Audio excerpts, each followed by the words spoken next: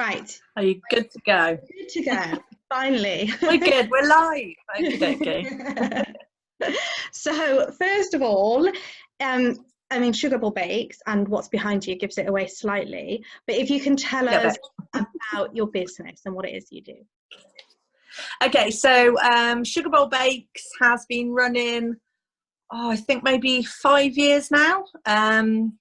I did run another wedding business before that with props and china and everything, and I also included cakes in that, and the cakes kind of took over everything. So I just went over to wedding cakes. So I've been in the wedding industry for years now, but like I say, cakes took over. So predominantly I'm a wedding cake supplier, but I do also bake birthday cakes, celebration cakes as well, as and when requested. So I've got a couple of my little beauties behind me.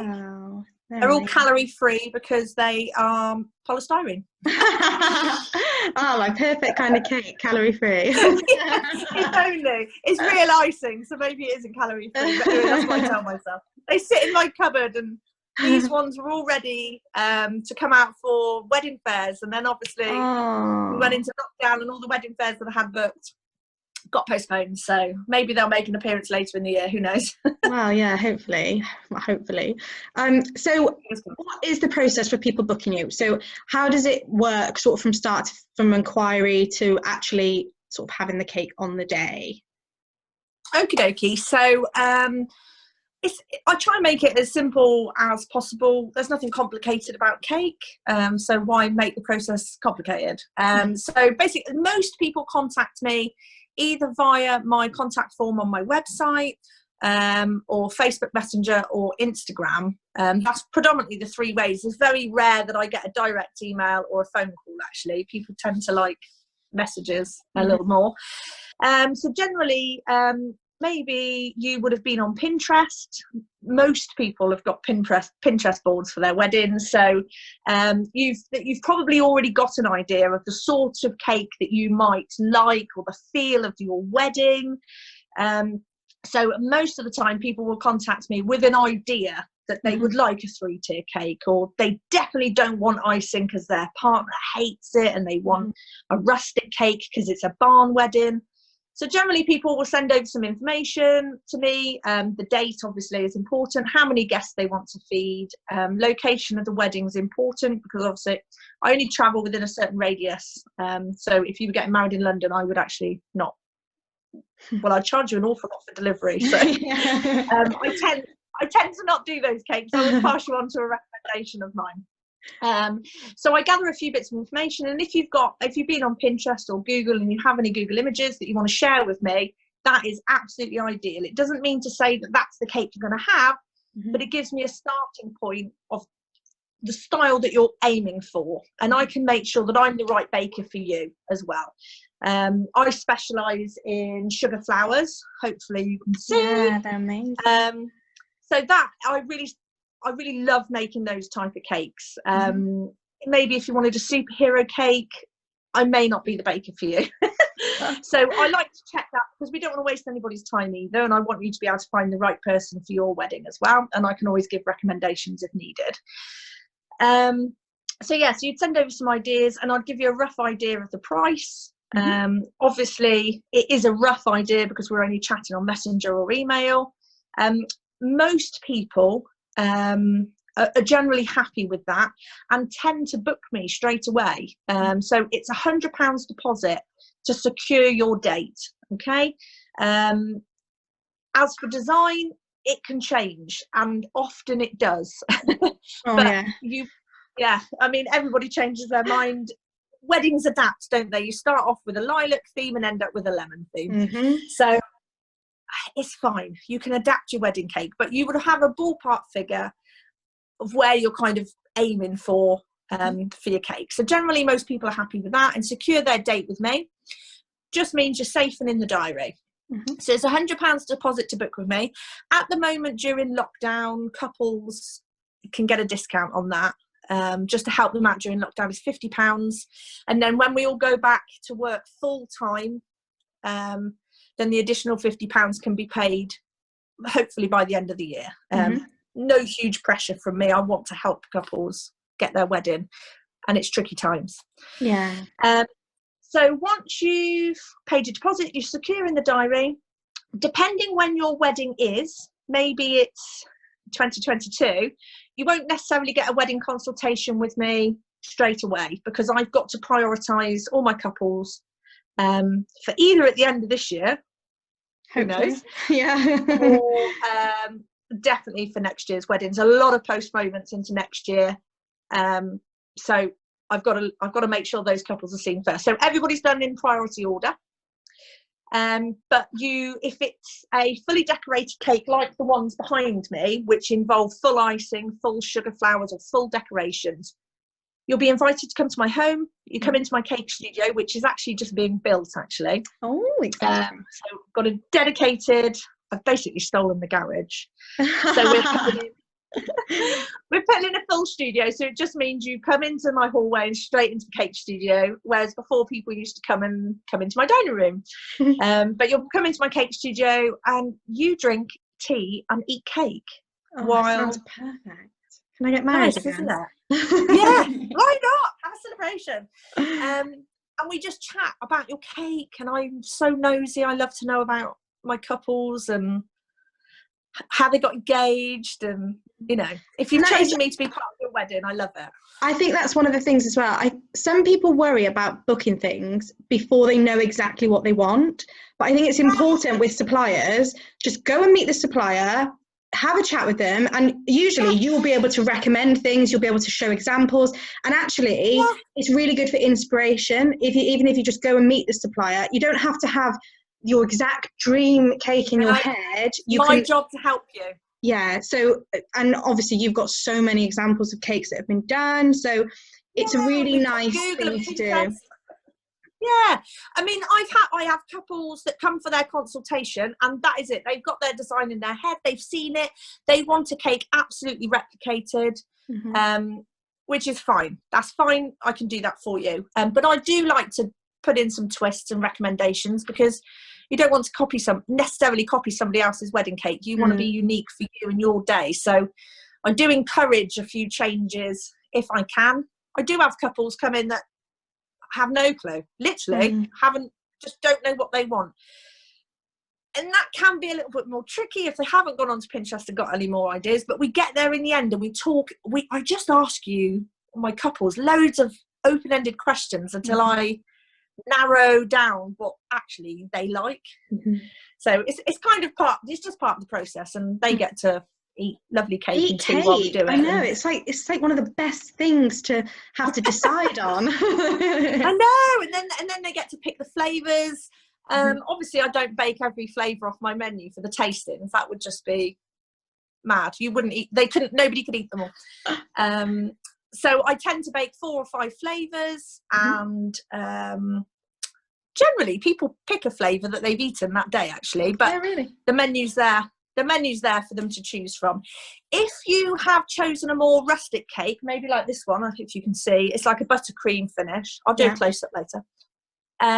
You don't need a consultation with me, because there's no design for me to run through with you. So instead, you get a taster box, which can be posted or you can collect. So you still get the experience of trying the cakes. It's just that we don't necessarily need to sit down for an hour and a half and talk about a design when you've 100% picked it. And with the flowers, can you add, a lot of people like to obviously add real flowers to their cakes. Can you provide the cake and then they add the flowers, or do you do it for them? So, or how does that work? Different ways to do it. So this one behind me's got artificial flowers. And actually, I picked them up from the range, and I wanted artificial because it's a dummy cake.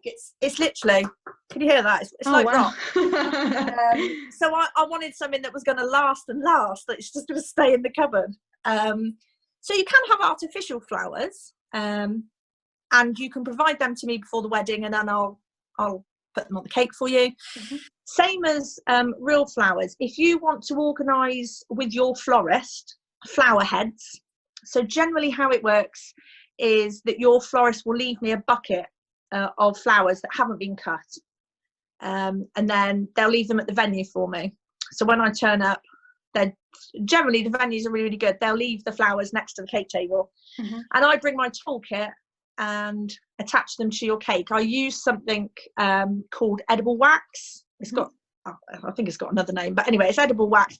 And I dip every single stem into the wax so that it's completely food safe. And then I just pop them in your cake. I will have already discussed with you whether you want the flowers to go round or a cascade or things like that. So I'll have an idea. Lots of couples just say, see what flowers you got and do your magic. Do it, which yeah. I love that, because it just means I look at them and think, what can I do? And I know there's no pressure of that bride and groom's got something in their head. Well, because that's something that I do recommend as well to my couples, is like, let your cake maker be creative, like, because actually then you'll be surprised as well. I think sometimes people can kind of over plan these things and actually just like have a bit of a surprise on the day. So, you know, you can provide everything that you need to do your job, but then, you know, leave an element of surprise in it. I think is actually really nice, because obviously with weddings, absolutely, it's planned to the T, but this, you know, most of the things that are happening. So just let you work. It's probably really the cakes and the floral bouquets that you don't really know what they're 100% going to look like until you see them. So definitely let us be creative. It's certainly more enjoyable for me. And it just makes it fun. And if you make sure you tell your photographer that, look, I haven't seen this cake yet, so it's going to be a bit surprised. Can you make sure you get my reaction? You guys might have a really fun wedding photo to keep from that, because, you know, why not? Be different. So with how does delivery and everything work? And a lot of people, they always ask about, I've got a history of being a wedding planner at venues, and one of the top questions we used to get for cakes was, when can they set up, and about cake stands. So what do you provide and how does it get set up? So I always deliver a wedding cake. I actually won't allow anybody to collect a wedding cake from me. I have done in the past, and I won't do it again. Oh, no. So once it's left me out of my kitchen and gone into your car, it's 100% your responsibility. Why give that stress to anybody in your wedding party or even yourself? It's your God, you should be relaxing. So yes, wedding cakes I deliver. I deliver them on the morning of the wedding. I tend to say I will be there by 12. I leave it. I always ask what time you're getting married, because I do like to be a wedding supplier that's in and out and nobody sees me. I don't want any of your guests seeing me setting up the cake. You know, so I tend to be, I either come before the ceremony if you've got a specific place where your cake is going to sit, and it might sit out all day. So I'll come before your ceremony and before your guests arrive, and I shall skedaddle off before any of the jollities happen. Other times in other venues, such as like Upcote Barn, Kingscote Barn, Berkeley Castle, and probably many others, people are getting married in the room, so you don't want the cake set up whilst you're having your nuptials. So I always check, and if at all possible, I will come after your ceremony and set up the cake. If that isn't possible for me to do because I've got another delivery and I've got to get across the other side of the Cotswolds, then your cake, I will still deliver your cake, but it will be left in the kitchen and your wedding planners will move it onto your cake table. So that's how that works. Cake stands, a lot of the time your caterers or your venue will have one, so ask. I also hire out cake stands. If you want anything specific like hoop stands or hexagon stands that are really fashionable at the minute, I can source them for you, so don't worry. Fabulous. And it's always worth talking to the venue and letting the venue know when the cake will be delivered, because obviously from your point of view, you want to know that there's a cake table set up and all of that kind of thing. Absolutely. So I tend to always ring the venue as well, and the florist if I've got flowers there. So I tend to always make contact, and believe me, if the venue haven't heard from me, they will call me. So you know, there's nothing left. None of us wedding suppliers leave anything to chance. We're on it. So can you show us some of the cakes you've got behind it? I've got you on a stand, so let me take you off the stand. Let me turn my camera around, and it might. I know, I'm going to see if I can. I don't know how to spin on this. Oh, I can. Here we go. So Oh wow. This is this style of cake is really, really popular. So this is what I would call a combed buttercream cake. Obviously, that's gone really hard now. It's not actually buttercream, this one. That's royal icing. But I would do your cake as a buttercream or a ganache finish. And it's got a nice, bumpy, rustic effect. Nothing is overly even on it. And these were fake flowers that I picked up. Really good, those flowers. Honestly, and I got them in the range. I was so impressed with them. I absolutely love this cake now. What's nice about that as well, I think what you can like keep those, and like you can like as a memory from the day. I mean, obviously you can dry real flowers, but that kind of thing will keep exactly as it was. So that's quite a nice little memento. Yeah, keep forever. You can put them in a little vase or a bunch or something. The next one I've got here. So I'm probably quite well known, hopefully now, for this sort of style of cake, the marble cake. Very popular. Lots of bakers do it. But as you'll see if you look at my website, my logo is marble, so I absolutely love it. Oh, it's so and we got gold leaf. So this here, all of these flowers are handmade. Every single petal is individually made. Every leaf is on its own wire there. This is a wired peony type plant. These are my standard, what I call my signature rose. All right. So I tend to charge around 10 to 15 pounds, something like that. For the rose?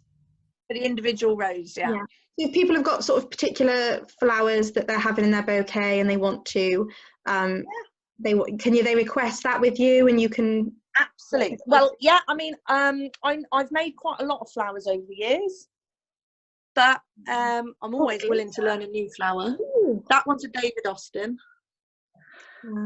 So the more intricate the flower, as you can see there. Gosh, that's amazing. Unfortunately, the price does go up a little. Wow. So we got marble, sparkle. Can you see the sparkles in the sun? The sparkle. I don't even think I've seen a sparkly cake yet. I love that. Yeah, that looks good with the sunshine on it. Yeah. So there you go. What would you say what do you get the most requests for in terms of, like, do you get a lot of naked cake requests? I know. Loads of just naked cake after naked cake. I have made so many, and I've probably got loads more in the diary. Naked cakes and the buttercream cakes. Huge request, because a lot of people get married in barns, and I think they feel that that's the right way to go because it's a bit more rustic. But don't feel pigeonholed by that. I think couples should, if they want a really luxurious cake, regardless of if they're in a barn, do it.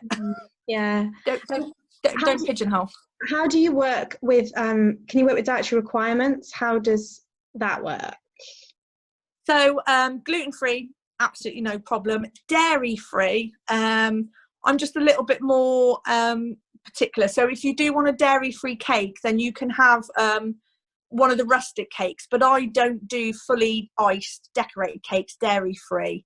They're just a little more, they're just a lot harder to do, and you can't necessarily guarantee the finish, or I haven't been able to perfect a dairy-free recipe to enable me to get the finish that I'm happy with, that I will allow out my kitchen, should I say. So I would say, dairy-free, go for a rustic cake from myself. Gluten-free doesn't matter, it makes no difference to my baking at all. You can still have the different flavours with the gluten-free, can you? Yeah, absolutely. Yeah, have anything, it's just a change of flour. No, it makes no difference to baking. Perfect. Well, this has been amazing. We've already done 20 minutes. It's literally whizzed by. Wow. So when I post the video, all of your links will be on there. So if you do want to see more from Sugar Bowl Bakes, the website link will be on there. And if people want to book, they can just inquire with you and let you know the details. And like you said, you're obviously, once it's this lockdown situation's all over, you can invite people in to do the tastings. And like I said, like, even if you've got no idea what your cake is, just doesn't matter. Just go along and eat some cake and drink some tea and have a chat. We'll work it out. Yeah. Well, thank you so much for joining me. You're very welcome. About the teething difficulties we had with Facebook and Zoom, fine. but we got there in the end and we had our chat. Yeah. So thank you so much. And if you have registered for the newsletter, then you'll get the offers as well sent to you. So you'll have all the information in an email as well. Okay, so thank you so much. Thank you very much. And I will speak to you soon, I'm sure. Thank you. Take care. Bye.